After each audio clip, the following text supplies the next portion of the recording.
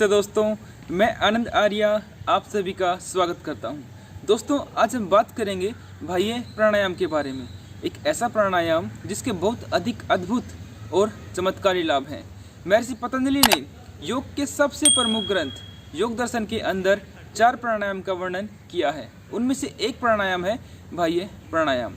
यह हमारे शरीर की एनर्जी को बहुत अधिक मात्रा में इंक्रीज कर देता है, बढ़ा देता है। तो आइए जानते हैं कि इसको किस प्रकार से किया जाता है। इसको करने से पहले हमें कौन कौन सी सावधानियां रखनी चाहिए और इसके अद्भुत और चमत्कारी लाभ कौन कौन से हैं। तो चलिए शुरू करते हैं। बाह्य प्राणायाम करने के लिए आप किसी भी एक सुखपूर्वक और स्थिर आसन के अंदर बैठ जाएं। ठीक है, दोनों हाथ घुटनों पर रखें, आंखें कोमलता से बंद, कमर और गर्दन बिल्कुल सीधी रखिए। ठीक है, जब आप दोनों हाथ घुटनों पर इस प्रकार से रखते हैं तो इससे आपकी कमर सीधी रहती है। ये बहुत हेल्प करते हैं कमर को सीधा रखने में।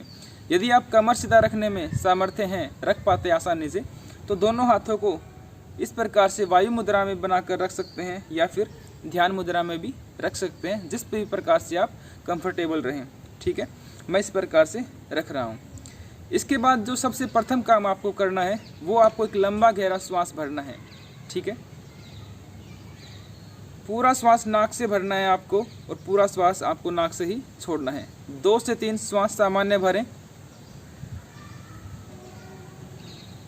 2 से 3 श्वास सामान्य भरने के बाद अब आपको प्राणायाम शुरू करना है और एक लंबा गहरा श्वास भरेंगे।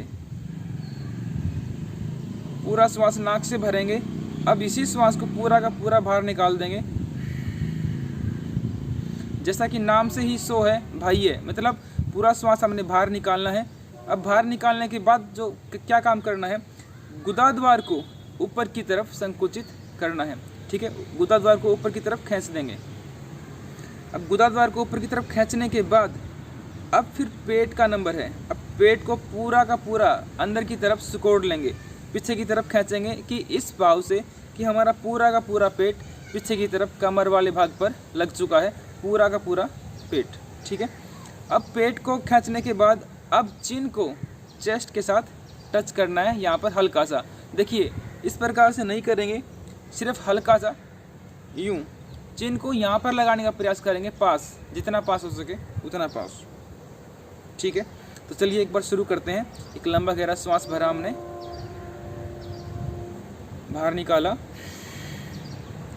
गुदाद्वार को ऊपर की तरफ खींचा, पेट को अंदर की तरफ खींचा, चिन को टच।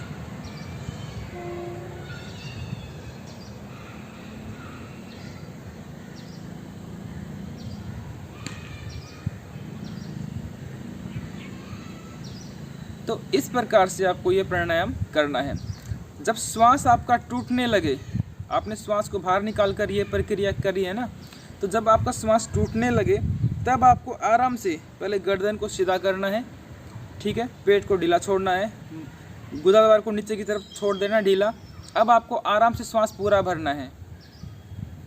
श्वास पूरा भरेंगे, आराम से छोड़ देंगे।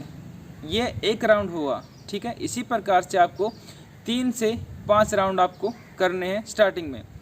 ध्यान रखिए इस बात का कि जब भी आप शुरू करें तो बिल्कुल सामान्य रूप से करें, कोई जल्दबाजी ना करें और बिल्कुल भी जोर ज़बरदस्ती आपको इस प्राणायाम को करते समय बिल्कुल नहीं करना है। जब हम गुदाद्वार को ऊपर की तरफ संकुचित करते हैं तब हमारी पेल्विक रीजन के अंदर सोई हुई जो एनर्जी है वो ऊपर की तरफ बढ़ना शुरू करती है, अन्यथा वो ऊर्जा काम वासनाओं की तरफ भागना शुरू करती है। हम फिर गलत कार्य करते हैं, हस्त मैथुन या सपंदोष आदि हमें होते हैं, वीर्य का नाश हम कर देते हैं। ठीक है, तो उससे गुदाद्वार से वो ऊपर की तरफ उठना शुरू करती है। उसके बाद हम करते हैं, पेट को अंदर की तरफ खींचते हैं। तो जब पेट को अंदर की तरफ खींचते हैं तब वैक्यूम क्रिएट होता है। ठीक है, और वो वैक्यूम क्या करता है कि शरीर के अन्य भागों से रक्त को अपनी तरफ खींचना शुरू करता है और वो रक्त जितने भी पेट के ऑर्गन्स हैं उन सभी ऑर्गन्स को मिलना शुरू होता है। उनके अंदर न्यूट्रिशन जाते हैं और उस न्यूट्रिशन पावर से जितने भी बीमारियां होती हैं पेट की, जितनी भी कमियां होती हैं वो सभी ठीक होना शुरू होती हैं और वो रक्त एनर्जी के साथ मिलकर फिर वहाँ से ऊपर की तरफ बढ़ना शुरू होता है। ठीक है, फिर हम लगाते हैं चिन को चेस्ट के साथ टच करते हैं तो एनर्जी जो बिल्कुल ऊपर की तरफ बढ़ रही है फ्लो के साथ तेज़ी से, वो उस एनर्जी को क्या करता है, कंट्रोल में लेकर आता है, उसको एक सही दिशा प्रदान करता है और वो बिल्कुल आराम से ऊपर की तरफ जाती है। यदि वो बिल्कुल स्पीड के अंदर जाएगी तो क्या होगा कि हमें झटके लग सकते हैं, हमें चक्कर आ सकते हैं या फिर कुछ और हो सकता है, कुछ दिमाग की प्रॉब्लम हो सकती है। तो ठीक है, तो ये जो चीन है इसलिए हम लोग करते हैं ताकि बिल्कुल आराम से उसको फ्लो के साथ बिल्कुल आराम से वो एनर्जी जा सके। और ये एनर्जी किस के द्वारा बढ़ती है, इडा और पिंगला जो नाड़ियाँ हैं और जो अन्य नाड़ियाँ हैं उनके द्वारा ये सोई हुई शक्ति हमारी ऊपर की तरफ बढ़ना शुरू होती है। ठीक है, जब हम गुदाद्वार को ऊपर की तरफ खींचते हैं उसको बोलते हैं हम मूल बंद।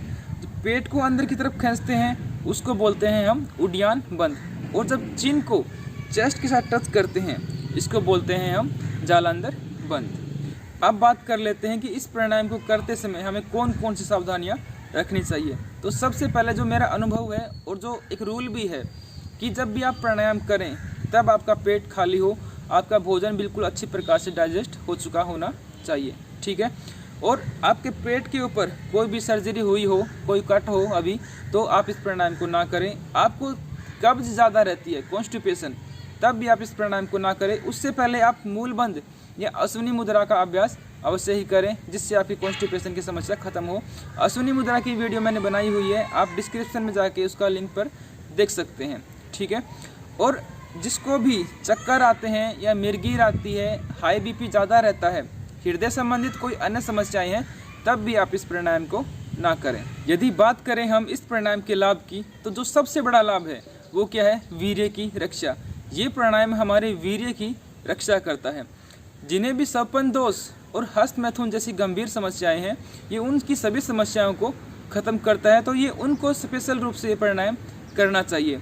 ये हमारी एनर्जी जो काम वासनाओं की तरफ लगी हुई होती है, जो नीचे की तरफ भागती रहती है, उसको ऊर्ध्वगामी बनाता है, ऊपर की ओर उठाता है, जिससे हमारी जो एनर्जी है, जो विचार हैं, वो गलत कार्यों की तरफ नहीं जाते हैं, अच्छे कार्यों की तरफ जाते हैं, अच्छे विचार हमें आते हैं, अच्छे संस्कार हमारे बनते हैं।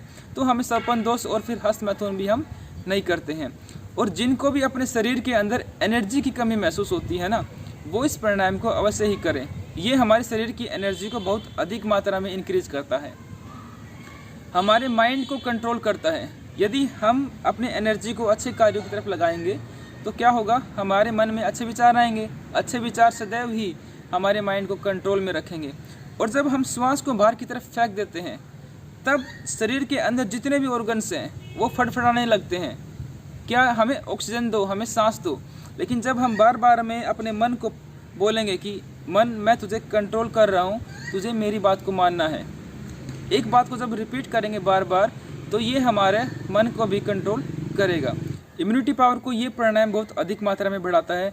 आप देखते होंगे कि थोड़ा सा ऊपर नीचे हुआ और हमें खांसी जुकाम या फिर कोई अन्य रोग जल्द ही पकड़ लेता है। तो ये हमारे वीर्य की जब रक्षा करेगा तो उससे हमारी इम्यूनिटी पावर भी बहुत अधिक मात्रा में बढ़ेगी। और भी बहुत सारे लाभ हैं इसके, बहुत ज़्यादा लाभ हैं। आप इसको करके देखिए, अनुभव करके देखिए, तब आपको पता चलेगा।